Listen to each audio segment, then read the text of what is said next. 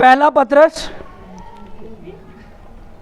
2 बाब और उसकी 9वीं और 10वीं आयत बड़े गौर से सुनिएगा। यहाँ पर लिखा है, लेकिन तुम एक बरगजीदा नस्ल। कहता है पहले हमें पता ही नहीं था कि हम कौन हमारे पास कोई उम्मीद, हम अंधेरे में और तरीकी में ज़िंदगी क्या कर रहे थे। हमारे पास ज़िंदगी का कोई मकसद नहीं था, हमें पता ही नहीं था हम कौन है। लेकिन जब एंट्री खुदावंद यीशु मसीह की इस दुनिया में हुई तो तमाम चीज़ें इधर एक तो रोशनी आई और दूसरा हमारी बेमकसद ज़िंदगी में मकसद आया, और हमारा कोई वजूद नहीं था, अब हमें वजूद मिल गया। हमारी कोई पहचान नहीं थी, अब हमें पहचान मिल गई। और क्या और कैसे, सुने, लेकिन तुम एक बरगजीदा नस्ल, शाही कानों का फ़िरका, मुकद्दस कौम। अब सुनना है कि खुदावंद यीशु मसीह को हम क्रिसमस तो मनाते जाते हैं, लेकिन अगर उसको ज़िंदगी में उतार लें, उस नूर को यानी यीशु को ज़िंदगी में उतार लें, तो कौन सी ब्लेसिंग जो है वो ज़िंदगी में आ जाती हैं। बशर्त कि अगर हमने उसको ज़िंदगी में उतारा हुआ, बशर्त कि हम वाकई में ही उसके सच्चे फॉलोअर्स हैं, फिर ये बरकत आपकी ज़िंदगी में आ जाती है और सुनते जाना है। लेकिन तुम एक बरगजीदा नस्ल, अब जिन्होंने उसको माना, जिन्होंने उस पर यकीन रखा कि वो इस दुनिया में आया, उसने इस दुनिया की तरीक़ी को क्या कर दिया, नूर में, रोशनी में बदल दिया। अब वो आम नहीं, वो ख़ास हैं। और लिखा है, लेकिन तुम एक बरगजीदा नस्ल। एक पॉइंट हो गया, यानी कि हमारी कोई पहचान नहीं थी, हमारी कोई नस्ल नहीं थी, अब हम बरगजीदा नस्ल। एक पॉइंट फिर सुनना है, शाही कानों का फ़िरका, दूसरी ब्लेसिंग, फिर मुकद्दस कौम, तीसरी ब्लेसिंग, और ऐसी उम्मत हो जो खुदावंद की ख़ास मलकियत है। और तुम अब ऐसी उम्मत हो जो खुदा की मलकियत है, क्योंकि वो अर्श बरी को छोड़कर इस ज़मीन पर इसलिए आया कि उसने आपके लिए अपना खून बहाया, और उस खून के वसीला से आपको क्या खरीद लिया, आपको खरीद लिया, और अब आप उसकी उम्मत हो, इसलिए आप उसकी क्या हो, मलकियत हो। हालेलुया। असल में ये उसकी ब्लेसिंग है जिससे हम साला साल से खाली हैं। अगर आज चाहते हैं कि ये ब्लेसिंग्स हमारी ज़िंदगी में आए, रहें, हम इनको रिसीव करें, तो ज़रूरी है उस नूर को अपनी ज़िंदगी में उतारें। सिर्फ उसके जन्मदिन को ही सेलिब्रेट ना करते रहें, बल्कि हम शख्सी तौर पर भी उसके कलाम को और उसको अपने किरदार से क्या करें, वाज़े करें। और फिर लिखा है, बात यहाँ रुकी नहीं, लिखा है ऐसी उम्मत जो खुदा की ख़ास मलकियत है, ताकि उसकी खूबियाँ ज़ाहिर करो। असल है गल कि तब आप लोगों से खुदा राज़ी होगा कि आप लोगों ने उसकी खूबियों को क्या करना है, ज़ाहिर करना। जिसने तुम्हें तरीक़ी से अपनी अजीब रोशनी में बुलाया है।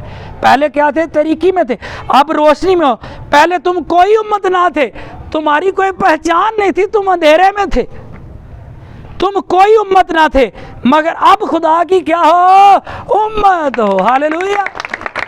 और फिर क्या लिखा, कहते हैं तुम पर रहमत ना हुई थी। कहते तुम रहमत से क्या थे, खाली, तुम अंधेरे में थे, रहमत से खाली। अब लिखे तुम पर रहमत ना हुई थी, मगर अब तुम पर रहमत हुई है, क्योंकि उसने इस ज़मीन पर आकर हमें क्या कर दिया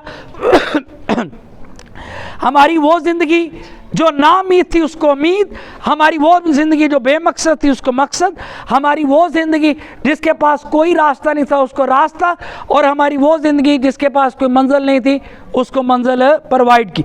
अब असल में हमने इसके बारे में तो सीख लिया कि हमें उम्मीद मिली, हमें प्लान मिला, हमें राह मिली।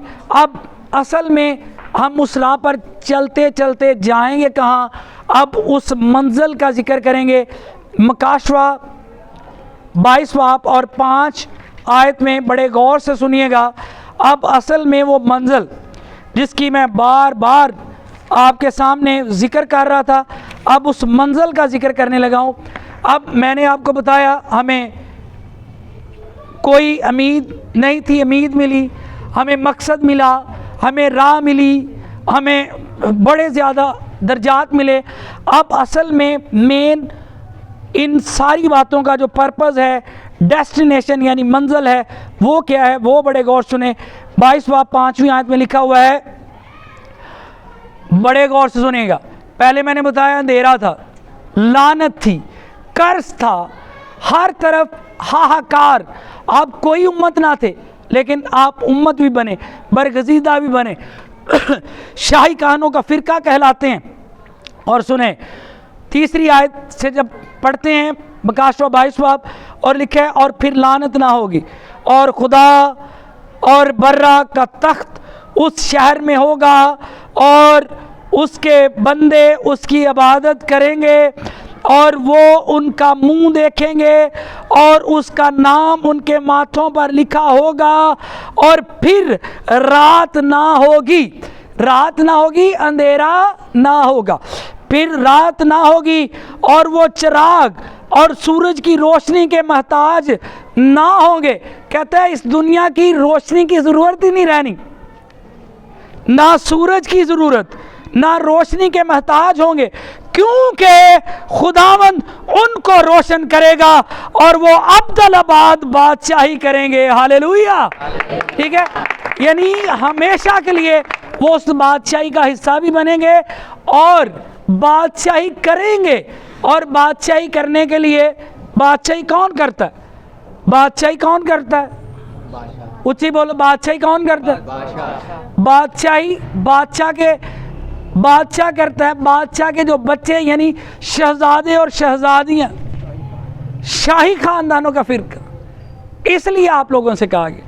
और अगर आप लोग दुनियावी बातों में ही ज़िंदगी बसर करेंगे, जिन बातों का जिक्र इस कलाम से पहले किया जा रहा था, अगर आपकी डेस्टिनेशन यही है कि मैंने उसको लेकर इसके साथ वहाँ भाग जाना है, यहाँ भाग जाना है, तो यकीन माने आपकी तनज़ली आपका इंतज़ार कर रही है, आप तरीक़ी की ओर बढ़ रहे हैं।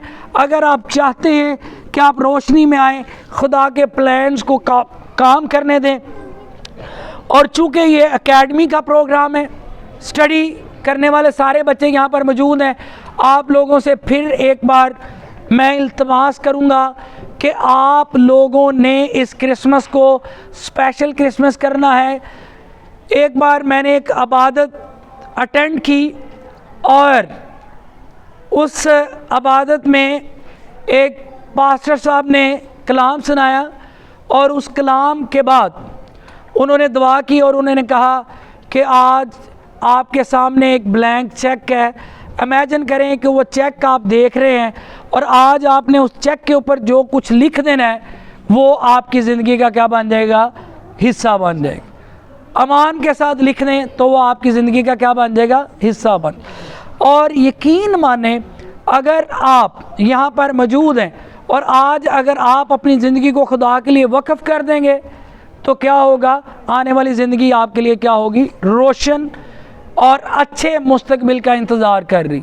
और अगर आप दुनियावी चीज़ों में रहकर ना अपनी स्टडी को मुकम्मल कर पाए, ना आप लोगों ने अपनी ज़िंदगी का कोई मकसद चूज़ किया, तो फिर आप लोग हमेशा तनज़ली के अंदर ही रहेंगे, कभी सरफराजी नहीं देख पाएंगे।